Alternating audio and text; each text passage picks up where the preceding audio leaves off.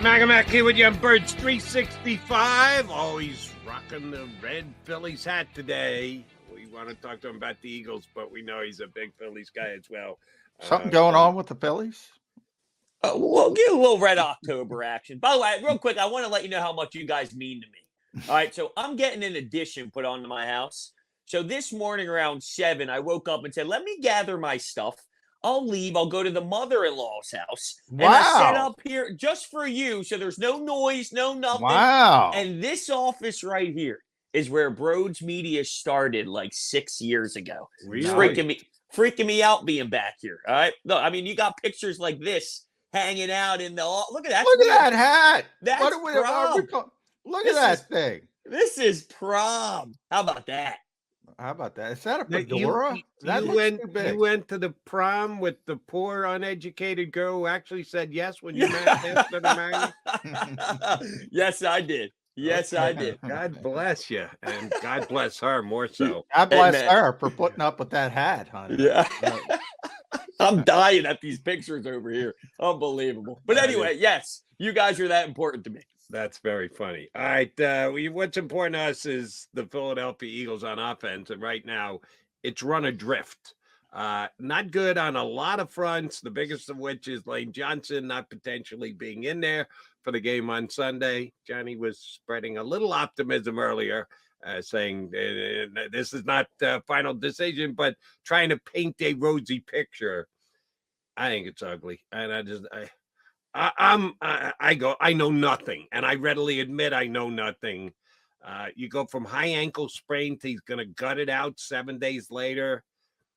How bad is Jack Driscoll going to hurt them this week against the Miami Dolphins, Hunter? I guess I have some optimism that with a week to prepare, you can do a little bit better compared to just getting thrown into the fire. But my only counter to my own point would be, if you're Jack Driscoll, what is your job? What is your role? Your role is to be prepared for anything because you're sort of that next option if someone was to go down. So it's a little underwhelming for me to know that there's nothing else that he should be prepared for except for, hey, in the middle of a game, if somebody gets injured, that's my time. And that happened. And man, he got annihilated out there. That entire right side did. So, I think if you're Sirianni and Brian Johnson and, maybe you get some help from Jeff Stoutland because those two right now need to get on the same damn page. I don't know what's going on, but you need to figure it out. But I do have some optimism that with the week to prepare, it can look better than what it did on Sunday afternoon because that was a mess. Yeah, I agree. If you look at their game plan with Sua against Aaron Donald, that was really good, and they had the week to prepare for that. So I agree with you, Hunter. It's going to be better. But I'm going to jump on my Jack Driscoll sword to bend Jack a little bit. He didn't play well. But, I mean, come on. They're playing, to me, they said, all right, we're going to play the same way with Lane Johnson as we do with Jack Driscoll and say, hey, you're on an island, buddy. And Nick Sirianni tried to bend over backwards and say, no, we helped him here, there. I didn't see a lot of help, Hunter.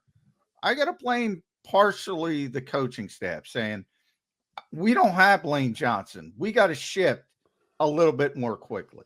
I got no issues with you saying that because I think that's part of the pie chart. If we're looking at the pie chart, I'm always going to look at the player just because there are controllables out there that you can do better, right? At the same time, I think that there's a problem all around with Sirianni and Brian Johnson right now, and it kind of slipped under the radar. I'm not sure if I brought this up the last time I was on or not, but because the Phillies were doing their thing, we weren't focusing on it. But when Sirianni, Johnson, and Hurts were all asked about, it was the touchdown where Jalen Hurts hit A.J. Brown and they scored quickly. And we're like, was that the right thing to do against Washington? Right.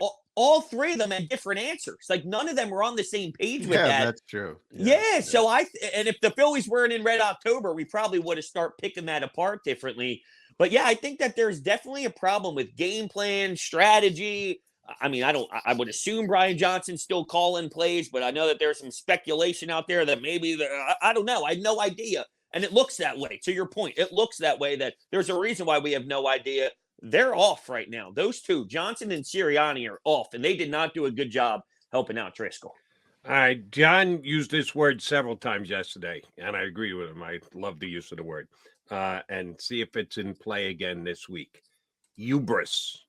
They said there might a little hubris yesterday that they believe because the Jets were down so many cornerbacks. Can you use that in a sentence, please? I'm sitting over here like, what the hell is a going over your hubris? head a little bit, brother. What the hell's a hubris? Feel free to look that one up when it shows up. Overconfidence, borderline cockness, Excessive pride or self-confidence. above all, you get the drift. Yeah. That because the Jets were down their top 4 cornerbacks, we'll just go out and throw it to whoever we want, whenever we want. We can put up 45 times. We can put 40 points on the board. Didn't quite work out that way. Any fear of hubris this week that they can go toe-to-toe with the Miami Dolphins passing offense? That they have such faith in this. Devontae Smith not going to drop balls again this week the way he did. Dallas Goedert isn't going to cough up a ball in his hands and let a defensive tackle make an interception. That's not happening again. We're going mano-a-mano with the Dolphins when it comes to passing game offense. I would suggest that would be a mistake. Any fear that maybe that's going on in the meetings this week, that they're putting their game plan together? Would that be a mistake, though, to think that you can go toe-to-toe with the best? Oh, of course. Why, though? Why? They're not as good as the Dolphins. Their passing game isn't as good as the Dolphins. But I don't think that there's a flaw in thinking that you can be that special. Right? I mean, what do you want, Jody? Let me ask you the alternative here. You go in there going, shit, we're screwed. No, here's the alternative. Go ahead. You need to play a balanced offense. Okay. I believe fair. this team needs to run a balanced offense, not a. What was the run pass ratio? Passes way too much. Hand off to running backs.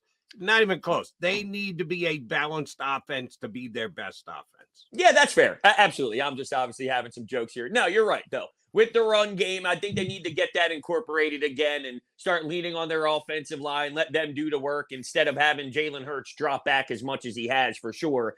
Pick your spots for it to flash and get A.J. Brown the ball, but then also get DeAndre Swift going. I was surprised. I'm like, they're using DeAndre Swift a lot out of the back, a lot of catches, a lot of receptions. Let's lean on him with running the football better, although he did fumble the football. And it's like, dude, you can't be fumbling the football. They shot themselves in the foot so much. But yeah, to your point, in regards to passing game and passing game only, they can't act like they're just nonchalantly able to roll the football out, kick it off, and then be okay and compete with Tyreek Hill. I want them to feel confident and feel some swag about what they can do with Devontae and Dallas and AJ. But you got to do it the right way percentage-wise and get Jalen Hurts in the better positions, too. I mean, you can't ask him to drop back that much. It's, but I want to get your opinion on this. I'm sure maybe you guys debated this. Okay. With the game on the line, if you told me Jalen Hurts has the ball in his hands, I'm okay with that instead of running the football, punting it, and daring Zach Wilson. You just can't throw an interception into double coverage. But I'm okay with throwing the football there. What say you guys? Yeah, I would have. No, because it is Zach Wilson. So I said if it were Aaron Rodgers, I'm like, I'm trying to win the game. 3rd and 9, I'm trying to get a first down because if I give the football back to him, he's going to kill me. Zach Wilson, I'm going to stop. I'm going to have the hubris on defense and say, I can stop freaking Zach Wilson. So I think it's a contextual thing, but I get it from Nick's standpoint, Hunter, in that he's got confidence in his quarterback. He's got trust in his quarterback. That's been earned. And Jalen leaped up, but there's plenty of blame to go around. And in that particular instance, I put most of the blame on Nick Sirianni because it's his job to mitigate those types of circumstances. And if Zach Wilson's on the other side with no timeouts, by the way, minute 5, you're going to have to go 50, 60 yards most likely. Come on. I mean, that's where you temper the ego and say, let me get the hell out of here. It's been a bad day. We got a chance to win a game at -4. That never happens. And you got a chance to win a game. Get the hell out of there with the win. And if he would have punted the football, he would have won that game. You could sell me that too. They would have only been -3 at the time because that's true. The last minus came in on the 5th. Good point. But still, the point holds. -3. Right. How many games? Not much difference. Yeah. -3, you never win either. Get the hell out of there with a win. And yeah, So that's why I blame the head coach. I do want to go back to the offense because I found the numbers that we were talking about, Jody and Hunter. We're talking about the numbers between 2022 and 2023 through 6 games. And this is freaking eerie. And I give a hat tip to Ruben Frank. 2022 at this point, 147 points. This year, 148. Yards, 2367 in 2022, 2370 this season. 144 first downs last season, 143 this season. 5.6 yards per play last season, 5.6 yards per play this season. 51% on third downs this year, way better than last year, 44%. The only difference is the red zone. They can't score in the red zone. Last year, they were a top 5 team. This year, they're 27th coming into the game. It's the exact same offense. Why do people think it's so shitty? Because they're not putting up touchdowns when they're at the red zone. Those numbers are eye-opening for sure. But aren't we all confused when we see keepers for Jalen Hurts on third down? Like the first drive, what was it, 19 plays, and then that third and fourth down happened. I don't even know if he got in the end zone. I didn't see a damn replay that made sense to me. Maybe I wasn't paying attention. I'm like, hey, I'll take those 7 points. I feel whatever flow they get, and I actually like some of the scripted plays that they work with to start games. They do go on these nice sustained drives early and then punch one in for 7 after milking 6 minutes, 7 minutes off the clock. It's great, but for some reason, once they get close to that 20-yard line, they fall apart completely, and it goes back to something we started off with. Between the two offensive minds, they got to get on the same page. It seems like everyone, whenever they get there, it gets too tense to the point where Jason Kelce screaming on the sidelines and mad and showing all sorts of emotions that we haven't seen a blow up like that from Jason Kelce in God knows how long. There's clearly all sorts of different people on different pages. How do you fix this? I guess it starts with the top guys here. No, it starts with the top offensive minds going back to the tape, realizing what's not working.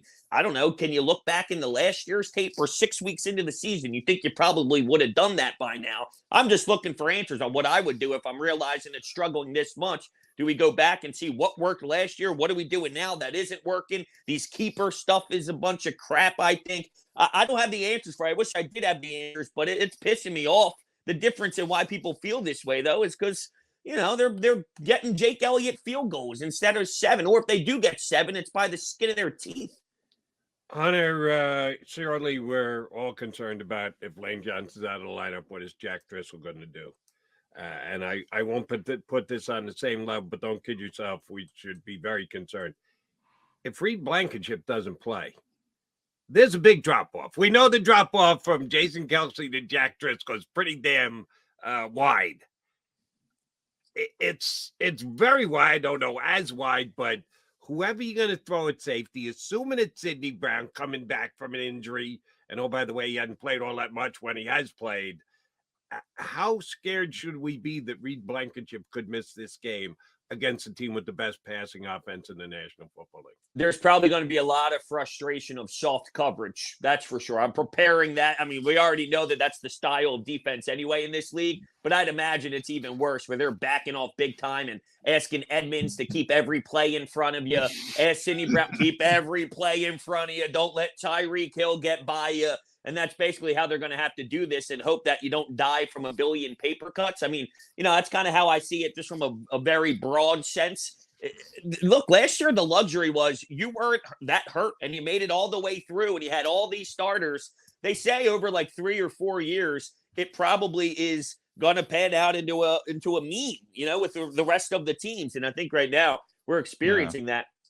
Don't dismiss. By the way, Hunter, don't dismiss yourself. It sounds like you're in the Eagles defensive meeting room. That's exactly but I'm just saying, I'm preparing myself for it because when it's Sunday, I don't want to pull this nice, luscious amount of lettuce out because I'm aggravated that I'm watching, you know, all sorts of way too much space for Tyreek Hill. But all jokes aside, though, if you are sitting there and you're Sean Desai, who, by the way, I think he's done a great job. He is very willing to switch things up every single down. No, it's like, here's a line, here's Nakobe Dean, here's Cunningham, here's this guy, here's that guy. Sometimes I'm even in the camp where I don't know if he's giving it enough time to even see if it works. He's just throwing new bodies out there left and right. So maybe he's got something up his sleeve that I'm not really anticipating. But I'd have to imagine that heading into this one, the right way to do it with all of your injuries is hope Hassan Reddick can keep feasting, get Josh Sweat, some of those guys up front can get to the quarterback. And if you do, then obviously you don't ask your secondary to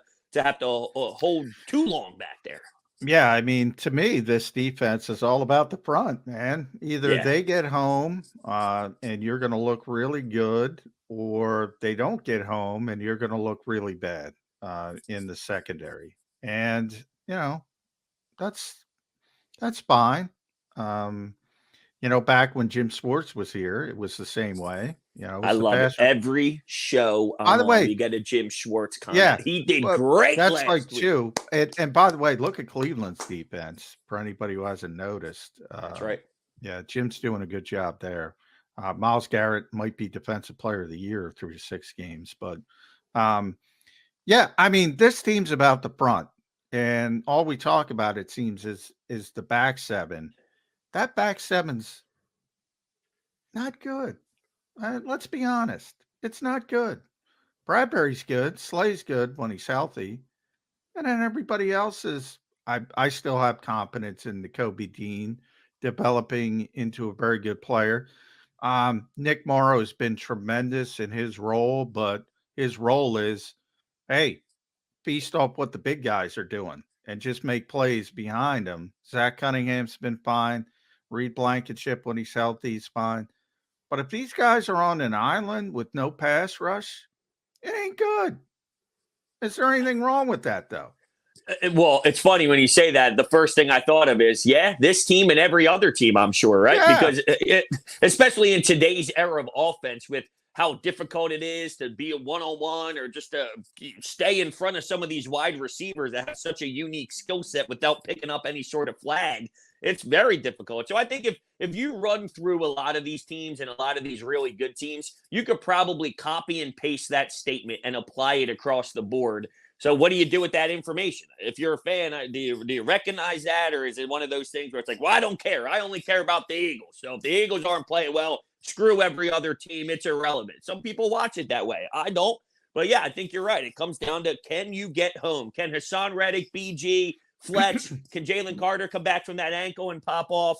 Those are the questions we'll figure out on Sunday night. Sunday night at the Link in the Kelly Green, fellas. Yeah, Hunter definitely left out Derek Barnett in that conversation of got to bring in Derek Barnett for how he's still here. Can you believe it? Yeah. It's 2023. This dude's still getting those paychecks from Howie. Johnny Mac, you got to admit, they're getting nothing for Derek Barnett. There isn't a team in the league that is going to even do the old pick swap thing. We give you a 6, but you got to give us a 7 back plus a play. There's not a team in the league that's going to touch Derek Barnett. He's going to be here because I still stand by. I still stand by. Somebody will do the pick swap if there are so many bad teams defensively with bad pass rushes. Yeah, somebody will do that. I'll give not you. Happen. In other words, just moving draft space. So you move up 20 spots in the draft. Somebody will do that. If the Eagles want to trade him. And I don't know if the Eagles want to trade him because they value him. Which drives Jody crazy. Which is what really drives Jody crazy. 49 in snaps at pressuring the quarterback this year. 0 for 49. Let's hold on to him. But they keep playing him. Why do they keep playing him? Because they rotate defensive linemen. He's a good guy, because he's good in the locker room. But you're angry. Somehow they lose a segment of the tape every week after the game where they got to go and evaluate. It just gets lost. It hits the cutting room floor somehow. I can't explain it. Well, yeah, you're getting angry at me. You got to blame Howie. Howie's the guy. I mean, he's the one. I'm angry at Howie. No. I'm just confirming that you still think that Howie's going to be able to somehow suck another team into giving him something, and I don't buy it. First of all, you can't rule Howie out of that. Yeah, I mean, first of all, Mickey Loomis exists. Mickey Loomis still exists. Yeah, there you go. Yeah, he could. You're telling me he can't police freaking Ryan Poles or Kwesi Adolfo-Mensah? He can police those guys in his That's what I'm sleep. telling you. Kwesi knows that the Vikings are going nowhere fast. Maybe Kwesi can be had. It's not going to be had in this Marcus situation. Davenport, I got news for you. Marcus Davenport suffered a high ankle sprain. They have no pass rushers. Howie's probably already been on the phone. He might get a 4th rounder from that moron. You know, never dismiss Howie Roseman's ability. Yeah, but see, John, we'll never know. We'll never be able to prove it because I can tell you what happens when a trade deadline comes and goes in 2 weeks from today. Well, the Eagles wanted to keep him. Why? Please, someone explain to me why. He's Well, that 0 means they for go- 49 at pressuring the quarterback this year.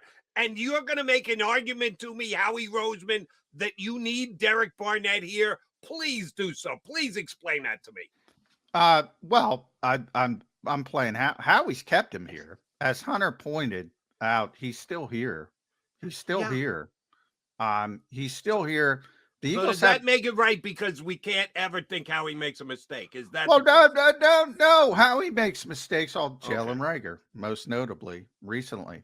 But I will say this, and I say this all the time: he builds the right way. The Eagles have the best defensive front in football. Now, Derek Barnett's a very small part of that. Very small. You know, if you want, very small. But part of their philosophy, that's why Kentavious Street, we're like, why is Kentavious Street here? Why is Kentavious Street here? Well, all of a sudden, somebody gets hurt and he's playing, and that's an NFL player. Nobody else has NFL players, 9th or 10th on their depth chart. They build this the right way, foundation, offensive front, defensive front. For as much as we're killing Jack Driscoll, guys, if other teams don't have Jack Driscoll, they don't even have Jack Driscoll, they'd be worse. And they build this thing the right way. We were talking about Atlanta yesterday, Hunter. Oh, they get Bijan Robinson and Drake London and Kyle Pitts, and they don't have a quarterback and they can't block anybody. But they got great skill position players. What does that do for you? Yeah, it's a good point with the Jack Driscoll thing, though. I say it all the time. The luxury we have here, because we're so accustomed to left tackles that are elite level after elite level, and it's just one big rotation of greatness, right? I mean, you just see from Jason Peters, and it just goes on to all this. It's like nonstop greatness left and right. Well, you don't understand that. Go watch the Giants for 16 games. Go watch some of these other teams. You don't understand. With that said, though, we got to clean it up or else we're going to lose, and we can't have that either. So we got to demand more out of the right side than what we got. But, yeah, there's starters who are worse than Jack Driscoll that play every game for every other team. That's why I'm optimistic that they can apply something throughout the week to make sure that they're putting these players in a better position to succeed, and then the offense can start moving. All right, on the last one for me, and this is actually kind of surprising. Because it seems to me like 20 minutes ago that Nick Sirianni kind of stumbled and fumbled through his introductory press conference. And that night I'm fielding calls on WIP about, how did they hire this buffoon? They need to fire him immediately. He hadn't even stepped on the sidelines yet, but they want to run him out of town. Does seem like just minutes ago. It's now 2.5 years. So it's not 20 minutes ago. And they played a bunch of football games since. But with the team they have now, and there's turnover every year in the NFL, with the Eagles, pretty significant turnover from Sirianni's first year. So there's only, what would you say, John, about a quarter of the team that has been here last year and this year? About 3/4 of the team don't go back to the 9-7, got beat by Tampa in the first round of the playoff year. So we have very few examples of how the Eagles play after a loss.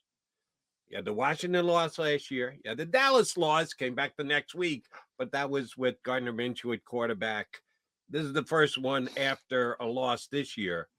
What's your read on this Philadelphia Eagle group coming off a loss? Focus, do what they have to do, ability to put in the rearview mirror. You got faith that this group as is, without much to really point to and say, well, they did this previously. What kind of faith you got in this team bouncing back from a loss?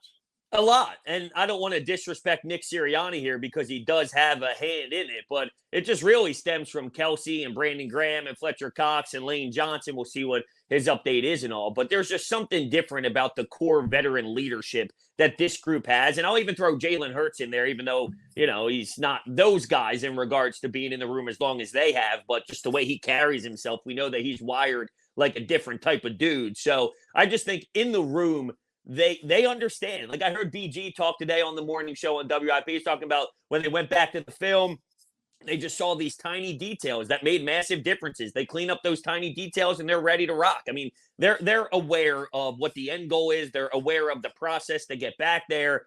The way that this team competes every day and the way that they approach this season, coming back from, a Super Bowl loss, and then you start out 5-0 the next season. It's not something that's normal here. The makeup in that room is special. So I'm going to give them the leash here and say I'm willing to give them the benefit of the doubt, because what team loses a Super Bowl, starts the next season off 5-0, and then kind of this is the way that they do it. And I have faith that they're wired the right way to bounce back, even though this one was tough. But yeah, let's be honest. That Sunday was a weird Sunday, the way the 49ers lost. It was bizarre, right? It's your Jets stink, in my opinion, but whatever. That type of stuff happens. You move on, and then you bounce back against Miami. You were at the game, weren't you, Jody? Yes, I was. And firing up some fans with a Jets sweatshirt Jets on. defense is legit. They're down there, two top corners. They are. Zach Wilson.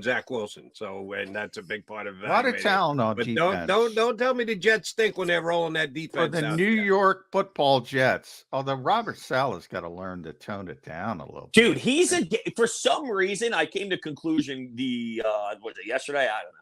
He's like a Gabe Kapler to me.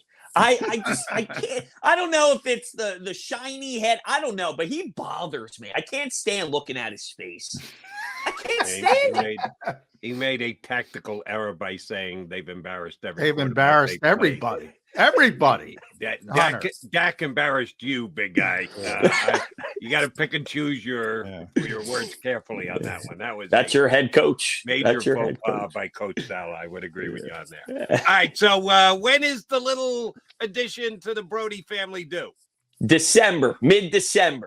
All right, mid-December at Brodes 81. Make sure you follow Hunter and say congratulations. Now, do you know, boy or girl? Do we know? Yes, we're having a baby girl, Brooklyn. Baby girl. We're going. I was going to tell Brody. you, I was going to say get him on the right track to play quarterback, because quarterback play in this league stinks. I'm thinking tennis. I was watching Coco golf at the U.S. Open, and I'm like, one day, Brooklyn Brody serving at the U.S. Open.